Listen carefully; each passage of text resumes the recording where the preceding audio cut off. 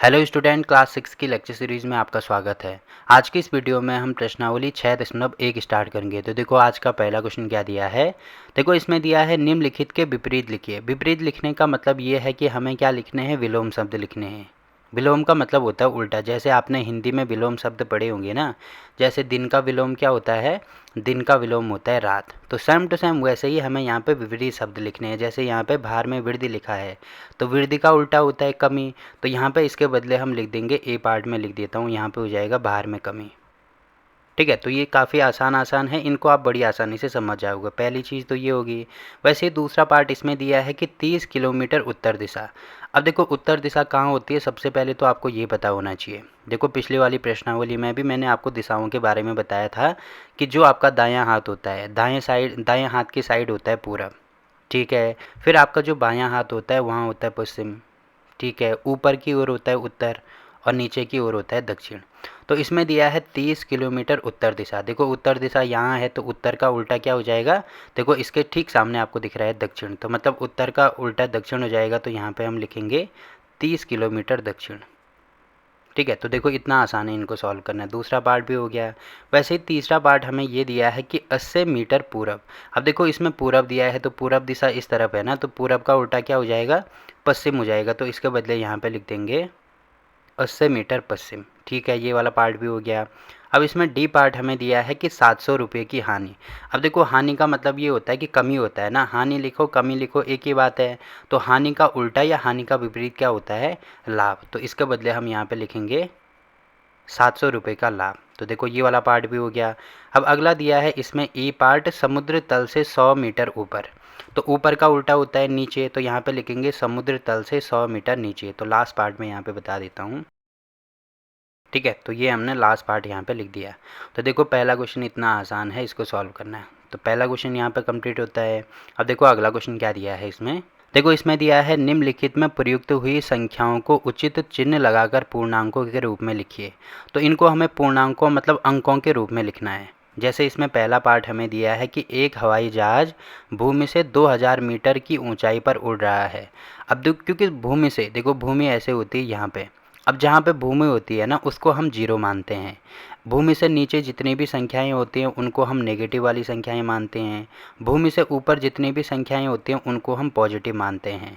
और यहाँ पे इसके दाएं मतलब दाएं साइड, अपने हाथ के दाएं मतलब जो आपका दायां हाथ है उस ओर जितनी भी संख्याएं होंगी वो सारी पॉजिटिव होंगी, और अपने हाथ के बाईं ओर जितनी भी संख्याएं होंगी वो सारी नेगेटिव होंगी। एक बार मैं दिखा भी देता हूँ। देखो ये वाली जो होती है इसको कहते हैं संख्या रेखा। ठीक है, तो एक बार इसमें मैं सारी चीज़ें आपको बता देता हूँ। तो यहाँ पे देखो क्या क्या चीज़ें होती है। सबसे पहले यहाँ पे बीच में होता है जीरो, जो कि आपको यहाँ पे दिख रहा होगा। अब आपके दाएं हाथ के साइड जितनी भी संख्याएं आपको दिख रही होंगी वो सारी धनात्मक है ना, 1 2 3 4 सब धनात्मक हैं।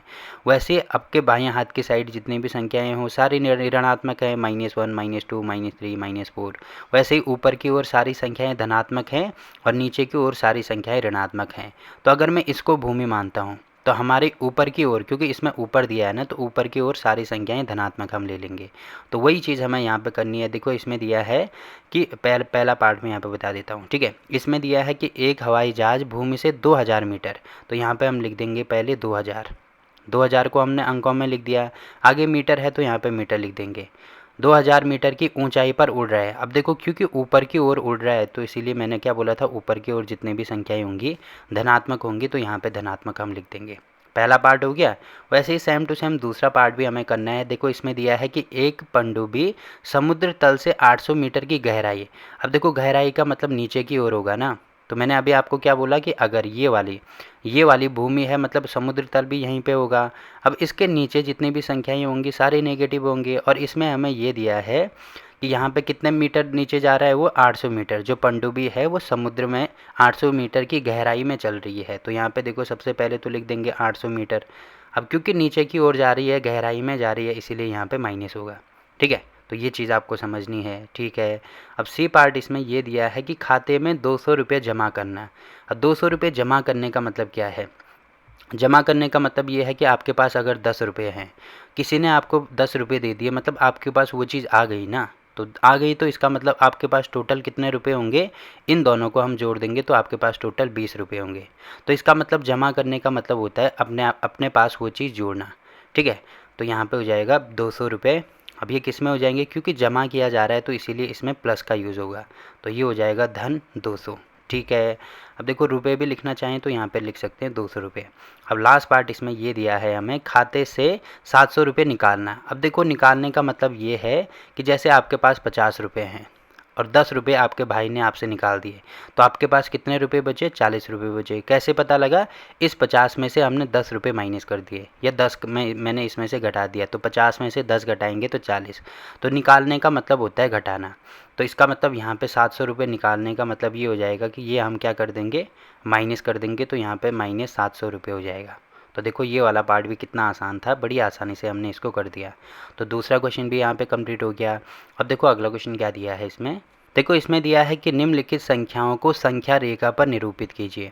अब देखो सबसे पहले तो आपको ये पता होना चाहिए कि संख्या रेखा होती क्या है। तो जैसे अभी मैंने आपको ये चीज़ दिखाई है ना, तो इसमें इसको कहते हैं संख्या रेखा। मैं एक बार बता भी देता हूँ। देखो यहाँ पे क्या होता है, फिलहाल ये जो वाई एक्सिस है अभी हमारे काम की नहीं है, तो इसको मैं यहाँ से हटा देता हूँ। तो इसको बोलते हैं संख्या रेखा। इसके बीच में होता है 0। अब आपके दाएं हाथ की साइड जितने भी नंबर होते हैं, देखो एक एक का गैप है ना, 1 2 3 4 5 है, ये संख्याएं ऐसे लिखे गए हैं। तो ये सारी संख्याएं धनात्मक होती हैं। वैसे ही 0 से पीछे जितनी भी संख्याएं होंगी वो सारी ऋणात्मक होंगी। देखो यहाँ पे भी 1 2 3 4 5 सब लिखा ऐसे ही लिखा गया है, पर इसमें ऋण लिखा गया है, मतलब ये संख्याएं माइनस होंगी। तो सेम टू सेम ये जो आपको दिख रहा है इसको बोलते हैं संख्या रेखा। तो ये मैं आपको यहाँ पे बना के दिखा देता हूँ। ठीक है। तो यहाँ पर सबसे पहले तो हम एक लाइन बनाएंगे, ऐसे लाइन हम बना सकते हैं। तो ऐसे लाइन मैंने बना दिया। अब देखो इसमें बीच में क्या होता है, यहाँ पे जो होता है बीच में वहाँ पे होता है 0, सबसे बीच में होता है 0। 0 के आगे देखो बराबर आपको जैसे स्केल लेनी है और बराबर दूरी पर जैसे 1-1 सेंटीमीटर का आप गैप ले सकते हैं। तो यहाँ पे हो जाएगा 1, 1 के बाद 2 का नंबर आएगा, यहाँ पे हो जाएगा 2, फिर 3, फिर 4, अगला हो जाएगा 5, फिर अगला हो जाएगा 6। तो ये संख्याएं ऐसे आगे बढ़ेंगे। फिर यहाँ पे इसके बाईं साइड यहाँ पे हो जाएगा -1, फिर हो जाएगा -2, फिर हो जाएगा -3, फिर हो जाएगा -4, फिर आगे होगा -5। तो आपको ये ध्यान रखना है कि इनके बीच में बराबर गैप होना चाहिए, 1-1 सेंटीमीटर का गैप आप ले सकते हैं। ठीक है। अब जैसे पहला पार्ट इसमें ये हमें दिया है कि ए पार्ट, तो यहाँ पे मैं ए पार्ट लिख देता हूँ। ए पार्ट हमें दिया है कि यहाँ पे हमें +5 दिखाना है। तो +5 का मतलब जहाँ पे 5 धनात्मक हो। तो देखो 5 मुझे कहाँ पे दिख रहा है, एक तो यहाँ पे दिख रहा है, एक यहाँ पे दिख रहा है। तो यहाँ पे तो ऋणात्मक है, यहाँ पे धनात्मक है। अब देखो संख्या के आगे कुछ भी नहीं लिखा होता है तो इसका मतलब वो संख्या क्या है, धनात्मक है। धनात्मक को जो धन संख्या है उसको लिखते भी नहीं है। ठीक है। यहाँ पे क्योंकि लिख के दिया गया है तो हम लिख सकते हैं यहाँ पे। तो ये वाली जो संख्या है, ये वाली संख्या हमारी हो जाएगी +5। ठीक है। तो इसको ऐसे हाईलाइट हम कर सकते हैं या ऐसे गोल बना देना इस पर कि ये हमारा आंसर हो जाएगा। तो देखो पहले पार्ट का आंसर हमने निकाल दिया, वैसे ही सेम टू सेम दूसरे पार्ट का आंसर हम निकालेंगे। तो संख्या रेखा तो हमें बनानी होगी, तो संख्या रेखा बनानी मैंने आपको सिखा दी ना। सबसे पहले आपको क्या करना है, इस प्रकार से एक लंबी सी लाइन खींचनी है। अब देखो यहाँ पे आपको दिख रहा होगा कि -10 मुझे लेना है, मतलब मुझे ऋणात्मक संख्या में ज़्यादा चाहिए। तो मैं क्या कर सकता हूँ, 0 को इधर ले सकता हूँ। 0 यहाँ पे ले लिया। अब धनात्मक तो मैं 1 2 लूँगा, 1 और 2, बस इतना ही लूँगा क्योंकि इससे आगे और मुझे नहीं चाहिए। अब ऋणात्मक संख्या यहाँ पे लेना होगा मुझे -1, फिर -2, -3, -4, -5, -6, फिर -7, -8, -9 और यहाँ पे हो जाएगा -10। तो आपको दिख रहा होगा काफ़ी दूर हमें जाना पड़ रहा है, तो -10 यहाँ पे हो जाएगा। तो इसको ऐसे हाईलाइट कर देना, ये हमारा उत्तर हो जाएगा। ठीक है। तो देखो दूसरा पार्ट हो गया। वैसे ही सेम टू सेम तीसरा पार्ट हमें करना है। तो यहाँ पे देखो संख्या रेखा तो हम ऐसे ही बनाएंगे, तो इसको मैं अभी डायरेक्ट बना रहा हूँ। ठीक है। तो देखो ये मैंने संख्या रेखा बना दी। इसमें मुझे क्या चाहिए, प्लस का 8 चाहिए। तो प्लस का 8 आपको यहाँ पे दिख रहा है, तो ये हमारा उत्तर हो जाएगा। ठीक है। वैसे ही यहाँ पे -1 और -6 ये आपके लिए होमवर्क है, इसको आप खुद ही करके बताएंगे। ठीक। तो ऐसे आपको इन संख्याओं को संख्या रेखा पे दिखाना है। देखो इस क्वेश्चन का मकसद यही है कि आपको पता होना चाहिए कि संख्या रेखा होती क्या है और जो अंक है वो कहाँ कहाँ पे होते हैं, जो कि मैंने आपको बता दिया। ठीक है। तो इन दोनों को तो आप बड़ी आसानी से कर सकते हैं, या यहीं पे मैं आपको बता देता हूँ। जैसे यहाँ पे आपको दिख रहा होगा -1 कहाँ पे है, 0 के बगल में है, तो -1 ये वाला हो जाएगा। फिर -6 कहाँ पे है, -6 यहाँ पे है, तो ये वाला हो जाएगा। तो ऐसे इन क्वेश्चन को सॉल्व करना है। ठीक। तो देखो तीसरा पार्ट भी यहाँ पे कंप्लीट हो गया। अब देखो अगला क्वेश्चन क्या दिया है इसमें। देखो इसमें दिया है कि संलग्न आकृति, मतलब इसके साथ में जो आकृति आपको यहाँ पे दिख रही होगी इसकी बात हो रही है। संलग्न आकृति में एक ऊर्ध्वाधर संख्या रेखा दिखाया गया है। देखो संख्या रेखा का मतलब क्या होता है, संख्या रेखा अभी मैंने आपको बताया कि बीच में जीरो होता है, जो कि आपको यहाँ पे दिख रहा होगा, यहाँ पे जीरो होगा। अब ऊपर की ओर जितनी भी संख्याएं होंगी वो अभी मैंने आपको बोली ना, सारी पॉजिटिव होती हैं। मतलब यहाँ पे आएगा 1, फिर 2, फिर यहाँ पे 3, फिर 4, फिर 5, फिर 6, फिर 7 और ये वाला 8। फिर इसके देखो जीरो के नीचे सारी संख्याएं नेगेटिव होते हैं, तो -1, -2, -3, -4, -5, -6, -7, -8, -9 और -10 तक ये हैं। तो सारी संख्याएं हमने यहाँ पे लिख दी। ठीक है, आगे दिया है जो पूर्णांकों को निरूपित करती है। आपको दिख रहा होगा ये सारी हमने पूर्णांकों में निरूपित कर दी। इसके आगे ये दिया है कि इस रेखा को देखिए, मतलब ये जो रेखा है इसको हमें देखना है और निम्नलिखित बिंदुओं के स्थान ज्ञात कीजिए। जैसे पहला पार्ट इसमें दिया है कि यदि बिंदु डी पूर्णांक +8 है। देखो बिंदु डी कौन सा है, ये वाला है। अब इसमें पूर्णांक कौन सा आ रहा है, धन 8 आ रहा है ना, जो कि आपको यहाँ पे दिख रहा होगा। तो हमें क्या निकालना है कि तो -8 वाला बिंदु कौन सा होगा। तो देखो ये संख्या रेखा पे सबसे पहले तो आपको ये नंबरिंग करनी है, जो कि मैंने यहाँ पे आपको करके दिखा दी है। अब इसमें हमें ये देखना है कि -8 देखो कहाँ पे आ रहा है। तो देखो -8 यहाँ पे आ रहा है, जो कि बिंदु कौन सा है हमारा, बिंदु F है। तो यहाँ पे हम लिख देंगे, तो यहाँ पे देखो पहला पार्ट हमने लिखा है कि बिंदु F जो है वो पूर्णांक -8 है। जैसे हमने यहाँ पे लिखा है ना कि बिंदु D पूर्णांक +8 है, वैसे ही लिखेंगे बिंदु F पूर्णांक -8 है। ठीक है, पहला हो गया। आगे देखो बी पार्ट यहाँ पे दिया है कि क्या G एक ऋणात्मक पूर्णांक है या धनात्मक। तो G देखो कहाँ पे है, G यहाँ पे है। तो G के साथ में क्या आ रहा है, देखो यहाँ पे नेगेटिव आ रहा है ना, -6 आ रहा है। तो इसका मतलब यहाँ पे लिखेंगे, तो यहाँ पे लिखेंगे G एक ऋणात्मक पूर्णांक है, जो कि आपको यहाँ पे दिख रहा होगा, क्योंकि माइनस आ रहा है तो ऋणात्मक हो जाएगा। ठीक है, अब देखो अगला पार्ट इसमें दिया है कि बिंदु B और E के संगत पूर्णांक लिखिए। संगत का मतलब होता है इसके साथ आने वाले जो पूर्णांक है वो हमें लिखने हैं। तो यहाँ पे सी पार्ट में आपको बता देता हूँ। देखो बिंदु B के संगत कौन सा पूर्णांक आ रहा है, देखो B यहाँ पे है, तो बिंदु B के संगत 4 आ रहा है। और बिंदु E के संगत कौन सा पूर्णांक आ रहा है, देखो बिंदु E के संगत -10 आ रहा है। तो ये हम यहाँ पे लिख देंगे। तो देखो यहाँ पे बिंदु B के संगत कौन सा आ रहा है, 4 आ रहा है, तो यहाँ पे 4 हो जाएगा। वैसे ही जो बिंदु कौन सा है, बिंदु E है, तो इसके संगत कौन सा पूर्णांक आ रहा है, -10 आ रहा है, तो यहाँ पे -10 लिख दो। ठीक है, तो देखो इसका सी पार्ट भी हो गया है। वैसे ही डी पार्ट यहाँ पे मैं बता देता हूँ। देखो डी पार्ट इसमें ये दिया है कि इस संख्या रेखा पर अंकित बिंदुओं में से किसका मान सबसे कम है। अब देखो सबसे कम किसका होगा, देखो आपको ये ध्यान रखना है कि हम जितना ऊपर की ओर जाएंगे ना, वो संख्याएं उतनी बड़ी होती जाएंगी, और जितना नीचे की ओर आएंगे उतनी छोटी संख्या वो चीज़ हो जाएंगी।